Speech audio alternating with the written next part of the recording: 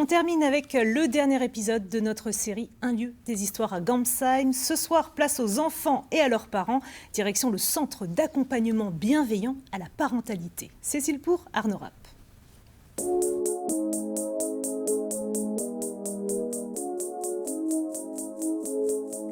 Pour ce dernier épisode consacré à Gamsheim, on quitte la nature et on se retrouve, ma foi, dans le béton. Mais figurez-vous qu'ici, il pousse aussi des choses assez insolites. Suivez-moi. Vous pouvez entrer. Bienvenue.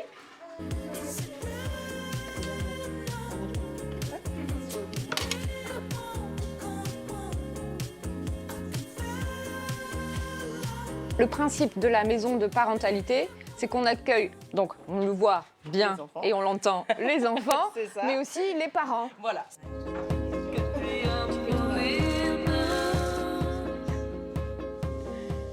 Élever un enfant, c'est pas rien. Je confirme. C'est une grande aventure.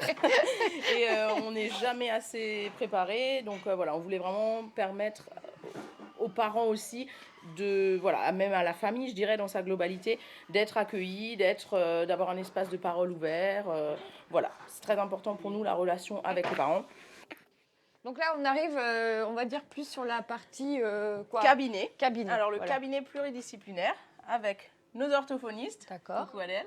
Bonjour. La deuxième orthophoniste. Qui sont là tout le temps? Voilà, tout le temps. D'accord. Et Qu'est-ce après, qui va on pas a les bureaux ici qui sont actuellement occupés parce qu'en consultation. D'accord.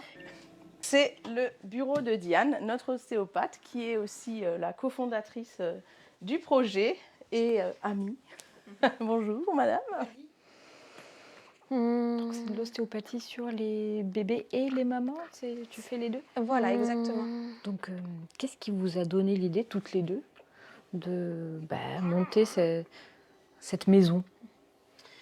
Alors en fait, moi dans ma pratique, je recevais donc beaucoup de parents, de jeunes parents qui venaient parfois avec des listes de questions. Et du coup, on s'est dit que ce serait bien de tout rassembler dans un même lieu pour que ce soit vraiment une approche globale de la famille.